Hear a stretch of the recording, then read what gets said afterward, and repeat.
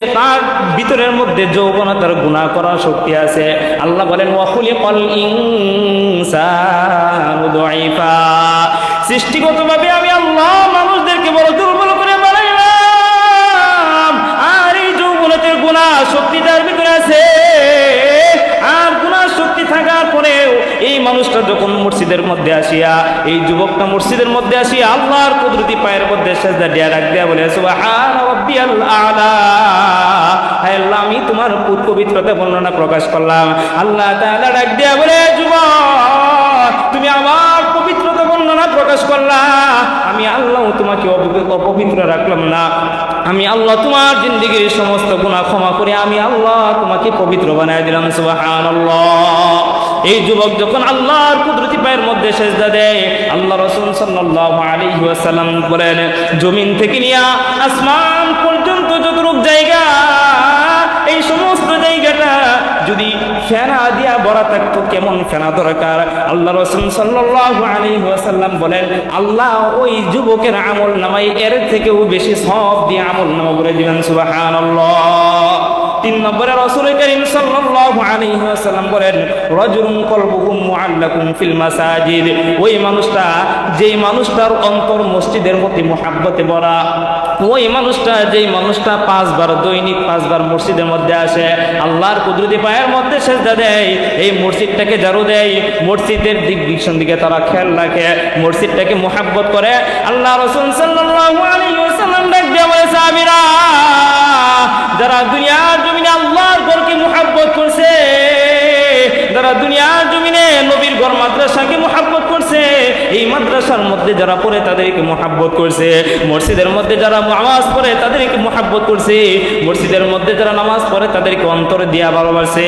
আল মারউ মা'a মান আহাব্বা, একটা হাদিস মনে রাখবেন, আল্লাহ রাসূল বলেন আল মারউ মা'a মান আহাব্বা, তোমার যদি সম্পর্ক হয় খ্রিস্টান ইহুদিদের সাথে, তোমার যদি সম্পর্ক হয় নাসারাদের সাথে, তোমার যদি সম্পর্ক হয় বদ মানুষদের সাথে, তোমার সম্পর্ক হয় ঘুষ করনেওয়ালা মানুষের সাথে, তোমার সম্পর্ক হয় জিনা করনেওয়ালা মানুষের সাথে, তাহলে আল্লাহ রাব্বুল আলামিন ডাক দিয়ে বলে দুনিয়ার মানুষ, আল্লাহ রাসূল বলেন আল মারউ মা'a মান আহাব্বা, ওদের সাথে তোমার হাসর নাসর হয়ে তোমার জন্য চিরস্থায়ী অস্থায়ী জাহান্নামের মধ্যে লিপ্ত হয়ে যাবে।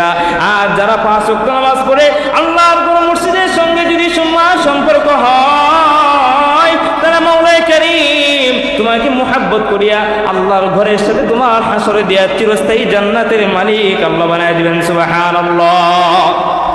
আর 3 নম্বর 4 নম্বর হচ্ছে ওয়ারুজুলানি তাহাব্বান ফিল্লাহি ইসতামা আলাইহি ওয়া তাফাররাকা আলাইহি, আল্লাহ রাসূল সাল্লাল্লাহু আলাইহি ওয়াসাল্লাম বলেন দুনিয়ার জমিনে আমি একজনকে ভালোবাসি, বলেন আমি আপনাকে ভালোবাসি, কার জন্য ভালোবাসি? একমাত্র আল্লাহর জন্য। সবাই বলেন কার জন্য? আল্লাহর জন্য ভালোবাসি। আমি আপনার সাথে সম্পর্ক বিচ্ছিন্ন করতে চাই, একমাত্র আল্লাহর জন্য সম্পর্ক বিচ্ছিন্ন করতে চাই। আমি আপনার সঙ্গে সম্পর্ক করতে চাই, আল্লাহর জন্য সম্পর্ক করতে চাই।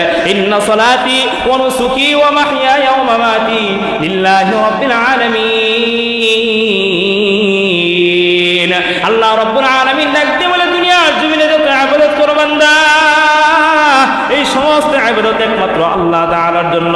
নামাজ আল্লাহর জন্য, রোজা আল্লাহর জন্য, তোমার হায়াত আল্লাহর জন্য, তোমার মৃত্যু আল্লাহর জন্য। দুনিয়ার জীবনে একজন মানুষের সাথে তুমি সম্পর্ক করলা, এই মানুষটার সঙ্গে সম্পর্ক করা একমাত্র আল্লাহর খুশির জন্য। আবার একটা মানুষের সাথে তুমি সম্পর্ক বিচ্ছিন্ন করলা, এই সম্পর্ক বিচ্ছিন্ন করলা একমাত্র আল্লাহর জন্য। যদি আল্লাহর জন্য কোনো মানুষকে ভালোবাসে থাকো, কিয়ামতের দিন কঠিন মুসিবতের সময় আল্লাহ রাব্বুল আলামিন ওনার আরশের ছায়া নিচে ছায়া দিবেন। সুবহানাল্লাহ। 5 নম্বর ওয়ারজুলুন আতারাব্বাহু আতাযান যাতা মানসিবা ওয়া জিমাল, ওই যুবকটা যেই যুবকের কাছে কোনো সুন্দরী নারী আসে ডাক দিয়া বলে হে যুবক আমি তোমার সঙ্গে জিনার মধ্যে লিপ্ত হতে চাই, আমি তোমার সঙ্গে হারামের মধ্যে লিপ্ত হতে চাই, আমি তোমার সঙ্গে খারাপ কাজের মধ্যে লিপ্ত হতে চাই। আর যুবকটা যদি বলেন, যুবকটা যদি যৌবনের শক্তি তার ভিতরে আছে, ইচ্ছা করলেই কিন্তু সেই এই যুবতী মেয়ের সঙ্গে জিনা কাজ করতে পারে। আর যদি যুবকের অন্তরের মধ্যে আল্লাহর ভয় থাকে, যুবক বলবে ইন্নী আখাফুল্লাহ, আমি আমার মালিককে ভয় করি, যে এখানে আমার আল্লাহ তাআলা চতুর্দিক থেকে দেখতেছেন। আল্লাহ বলেন ওয়ালিল্লাহিল মাশরিক ওয়াল মাগরিব ফাআইনামা তুওয়াল্লু ফাসাম্মা ওয়াজহুল্লাহ।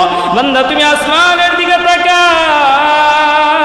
আসমানের দিকে তাকাইলেও আল্লাহ, জমিনের দিকে তাকাইলেও আল্লাহ, বামে তাকাইলেও আল্লাহ, সামনে তাকাইবে আল্লাহ, পিছনে তাকাইবে আল্লাহ, চতুর্দিকের মধ্যে আল্লাহ। অন্য আয়াতে বলেন ওয়া নাহনু আকরাবু ইলাইহি মিন হাবিলিল ওয়ারিদ। বান্দা আমি আল্লাহ তোমার কত কাছে তুমি জানো নি, তোমার থেকে তোমার কলব যেমন কাছে আমি আল্লাহ এর থেকেও বেশি কাছে। সুবহানাল্লাহ। হাদিসে কুদসির ভিতরে আল্লাহ রাব্বুল আলামিন বলেন আনা ইনদাল মুনকাসিরাতি কুলুবুহুম। আমার আল্লাহ তাআলা ডাক দিয়ে বলে বান্দা বিশাল বড় আসমান, সেই আসমানে আমি আল্লাহ বসতে পারি না। বিশাল বড় জমিন, সেই জমিনের মধ্যে আমি আল্লাহ বসতে পারি না। বান্দা পাহাড়, বিশাল বড় পাহাড়, সেই পাহাড়ের মধ্যেও বসতে পারি না। আমি আল্লাহ কোথাও বসতে পারি না। কিন্তু হাদিসের মধ্যে বলেন আনা ইনদাল মুনকাসিরাতি কুলুবুহুম। আমার বান্দা 3.5 হাত বটির ভিতরে ছোট্ট দিলের মধ্যে ছোট্ট ঈমান, ওই ঈমানটা দিয়ে আমি আল্লাহকে ভালোবাসার কারণে আমি আল্লাহ আমার বান্দার কলবের মধ্যে, অন্তরের মধ্যে আমার আরশ বানায় নি। সুবহানাল্লাহ। কুনতু সামআহু আল্লাযী ইয়াসমাউ বিহা ওয়া বাসারুহু আল্লাযী ইবসিরু বিহা ওয়া রিজুহু আল্লাতী ইয়ামশি বিহা ওয়া ইয়াদুহু আল্লাতী ইয়াবতিশুনা বিহা। আল্লাহ রাব্বুল আলামিন বলেন বান্দা যখন তুমি আমি আল্লাহর হয়ে যাও, তখন যে হাত দিয়ে তুমি ধরো সেই হাত তোমার থাকে না, আমি আল্লাহর কুদরতি হাত হয়ে যায়। যে পা দিয়ে তুমি হাঁটো সেই পা তোমার থাকে না, আমি আল্লাহর কুদরতি পা হয়ে যায়। যে চক্ষু দিয়ে তুমি দেখো সেই চক্ষুটা তোমার থাকে না, আমি আল্লাহর কুদরতি চক্ষু হয়ে যায়। যেই কান দিয়ে তুমি শোনো সেই কান তোমার থাকে না, আমি আল্লাহর কুদরতি কান হয়ে যায়। সুবহানাল্লাহ। এই জন্য 5 নম্বরে বলেন ওই যুবকটা, যে মেয়েটা তাকে খারাপ অফার দেওয়ার পরেও, নিকৃষ্ট অফার দেওয়ার পরেও, জিনা করার অফার দেওয়ার পরেও আল্লাহর ভয়ে সে গুনাহ থেকে বেঁচে থাকে। আল্লাহ রাসূল সাল্লাল্লাহু আলাইহি ওয়াসাল্লাম বলেন কিয়ামতের দিন এই মানুষটাকে আল্লাহর আরশের ছায়া নিচে ছায়া দিবেন। সুবহানাল্লাহ।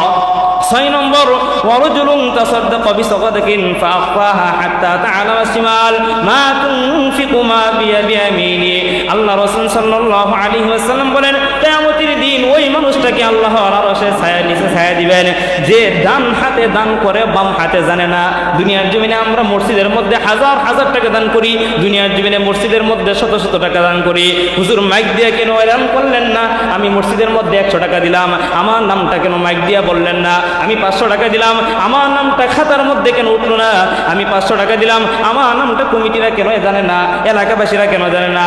আল্লাহ রাসূল বলেন এইভাবে 1 টাকা না কোটি কোটি টাকা যদি তুমি আমার রাস্তার মধ্যে দান করো, 1 পয়সাও তোমার দান হবে না, 1 পয়সাও তোমার দান কবুল হবে না। আর যদি তুমি 1 টাকা আল্লাহকে দেখানোর উসিলাই ডান হাতে দান করলা, বাম হাতে তোমার জানলো না।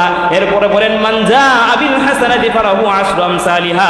এমন 1 টাকা দান করার কারণে আল্লাহ 1 টাকার বিনিময়ে তোমাকে 10 টাকা দানের সওয়াব দিবেন। সুবহানাল্লাহ। এরপরে আল্লাহ